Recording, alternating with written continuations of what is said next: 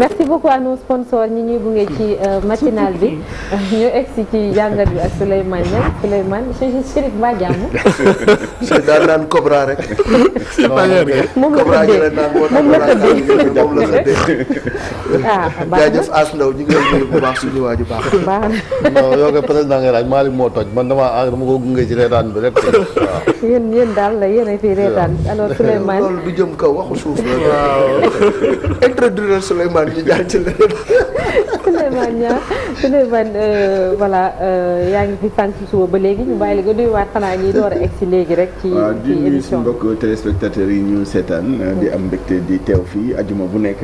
ngir waxtaan tuuti ci koom-koomu réew mi. c'est ça koom-koomu réew mi Souleymane bokk na ci or bi nga xam ne daf fi bawoo ci réew mi ci jamono ji nag ci marché international bi nag dafa day battre ay record Souleymane ba tax nga bëgg a samp laaj naka la ci Sénégal mën a génne boppam xëy na laataa loolu dañuy taxaw tuuti ci or ci marché international bi fan la toll parce que ni pétrole di yokkoo or tamit gis nañ ni dafay cher bu baax a baax. waaw bu ngeen fàttalikoo am na à peu près ñaari at. ñu toogoon fii di wax ay ci wurus yi. booba once d'or c'est à peu près 28,30 grammes à peu près.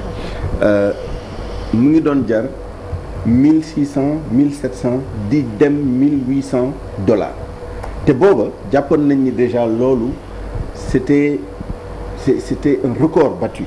ba ñëpp naan est-ce que or dina egg $2000 bu ko eggee day nekk lu bees ak yi ni mel yaa mooy à peu près 2 ans. tey once d'or boobu mu ngi jar presque $3000 $2985 en 2022 pour jox la misaal rek. 2022 boo jëlee rapport ITIE bu ñu xaymaa li ñu produire ci wurus ci Sénégal ci xayma 15 tonnes. 15 tonnes yooyu bi ñu ko valoriser ci bu ñu ko jaayee ñaata la war a jar 539 milliards la waroon nekk. gis nga 15 tonnes yooyu au prix d'aujourd'hui boo xayma même quantité bi. tey jii au lieu de 539 milliards 940 milliards et quelques. ça a presque doublé. c'est 80% d'augmentation dafa presque doublé xam nga loolu day wone ni njëgu wurus bi dafa jéggi dayoo ci évolution. te du wàcc nag lu si gën a bëri. comme yeneen matières premières yëpp mën na am ay fluctuations mais fluctuation or c'est plus tendanciel vers le haut alors que pétrole par exemple actuellement dafa xaw a wàññeeku tuuti et day def en zigzag parfois da nga gis vraiment ay écarts yu rëy mais or bi même buy amay zigzag tendance bi moom c'est vers la hausse. du wàññeeku 80% en quelques années 2 ans à peu près ma fàttali ni d'ailleurs il y a quelques en 2016 bi ñu signé suñu contrat enfin suñu nouveau code des mines bu Sénégal bi c'était 1600 à peu près et avant ça bi ñuy signé en 2003 entre 600 et $1200 la woon gis nga nu mu multiplier nu mu bëree maintenant quand on considère avant d'arriver à ça d'ailleurs lan moo waral loolu au niveau mondial pas seulement ci ñun au niveau mondial or dafa commencé waat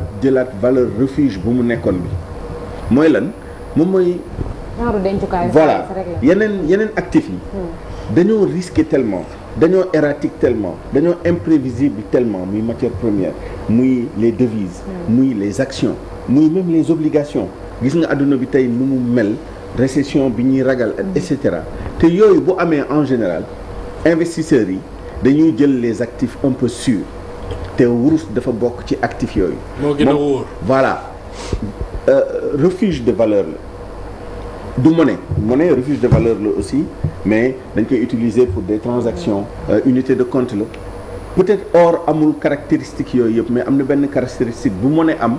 or am ko mu am importance moom mooy refuge de valeur la bu demee ba yenn yi am banque centrale yi dañuy jëndul or bu bëri denc ko seen coffre-fort yi loolu day contribuer ci yokk prix bi investisseurs yi ñi nga xam ne ñoo nekk ci marché yi ñoom tamit dañu jënd or bu bëri parce que moom mooy gën a sûr action yi obligation yi produits dérivés yi ak yi ni mel. en plus simple aussi mu ngi mel ni jigéen ñi rek. bu ñu ménage yi fa laa doon jëm fa laa doon jëm. denc ko pour ménage yi aussi c'est ça. et particulièrement ci yenn dëkk yi. Afrique évidemment Sénégal jigéen ñi bëgg nañu wurus trop. parce que dañ justement refuge de valeur la. da leen di permettre non seulement ñu rënk. waaye li ngay rënk li du perte valeur. day jëm kaw rek. da ngay jënd gramme tey fii ak 6 mois wala 1 an. boo ko jaayaatee nga am ci lu ëpp li nga ci defoon. donc investissement la. mais des pays comme la Chine comme l'Inde nga xam ne surtout Inde consommation bi wala demande bi dafa yokku ak yeneen réew. c'est corrélé un peu aussi à l'économie mais en général même bu économie bi doxul dans le monde sax or moom nit ñi dañ ciy jëm rek pour rënk donc loolu mooy expliquer augmentation bi léegi nag or bu yokkoo li ñu toll amaana sax suñu production yokk tuuti parce que ñu ngi naan 15 tonnes en 2022 mais diggante bi quand même war naa yokku sans compter maintenant or bi nga xam ne orpailleurs yi ñoom ñoo koy génnee am na ministre bu fu ko mës a estimé à peu près 5 tonnes vous vous rendez compte c'est un tiers quand même de la production officielle loolu donc am na solo même si des professionnels nous disent que on ne peut pas estimer or bi ñuy génnee ci orpaillage bi parce que kenn xamul mais ku ne estimation ne estimation quoi qu'il en soit suñu production diggante bi yokku na léegi nag lan la ci nguur bi di am. voilà loolu mooy alikalaj bi. loolu mooy alikalaj bi. waaw même si on n'est pas un grand pays aurifère am nañu quand même assez de ressources. Exactement. pour que nguur gi war ci mën a gis boppam. exactement xëy na doo am chiffre précis bi. ci wurus kese mais mën nga am ordre d'idée.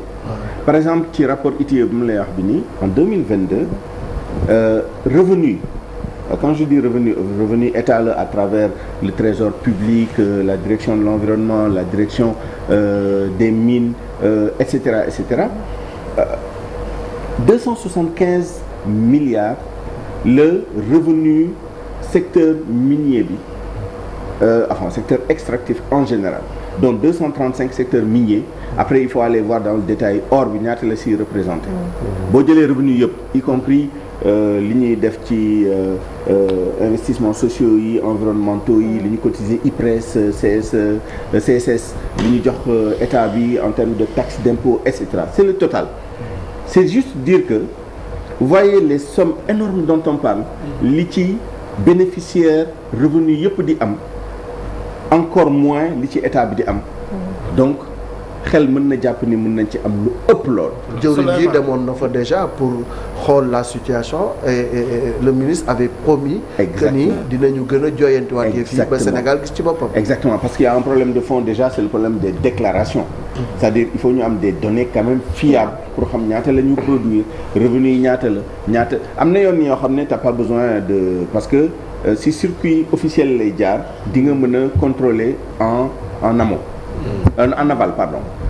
Par exemple li ñu exporté en or mais tout le monde a entendu parler or bi génn ci dëkk bi en passant par des circuits parallèles loolu yëpp il faut ñu maîtriser ko ministre bi li ñu wax aussi mais gouvernement bi en général et même le premier ministre moom mooy il faut ñu renégocier quand même les termes parce que effectivement bu production bi yokkoo prix yokku automatiquement li Sénégal di am day yokku c'est normal pourquoi parce que taxe sur la valeur ajoutée bu assiette bi yokkoo taxe bi day yokku dividende bu entreprise yi defee bénéfice Sénégal dafa am un minimum de part yu mu am ci capitaux yi donc day am droit au dividende loolu tamit day yokku évidemment ak yeneen genre par exemple la redevance minière et justement sur cette redevance minière ñenn ci professionnel secteur bi li ñu gën a jàpp moom mooy xam nga renégociation d'abord il faut le faire d'accord partie sinon da ngay def comme ni Mali def foqarti dem saisir ay production yoo xam ne dañ ko stocké woon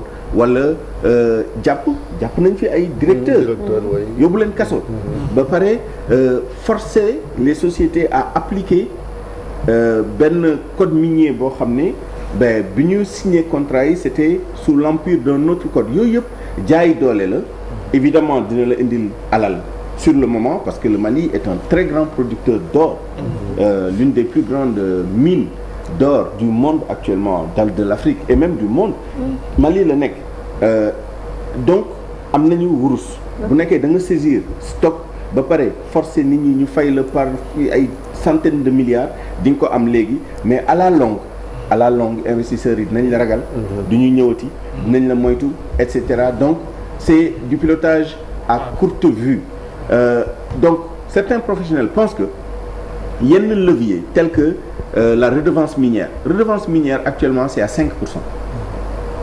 Avant c'était à 3%. bi ñu indee code des mines de 2016 dañ ko yóbbu à 5%. Certains pensent que état bi bu bëggee vraiment yokk au-delà lu muy am déjà ci dividendes yi ci impôts yi ci taxes yi ci et cetera redevance boobu et peut-être même mën nañ ko extrapoler sur le loyer superficiaire vraiment superficie yi ñu leen di jox pour ñu ut wurus ak et cetera mën nañ xool levier yooyu pour changer non pas en forçant mais en discutant avec les compagnies qui apparemment sont ouvertes à cette éventualité ñëw xool xam nañ ni ñu ngi am xaalis bu bëri ci évolution marché bi mais bu ñu waxtaanee ak ñoom mën nañ nangu ay changements yoo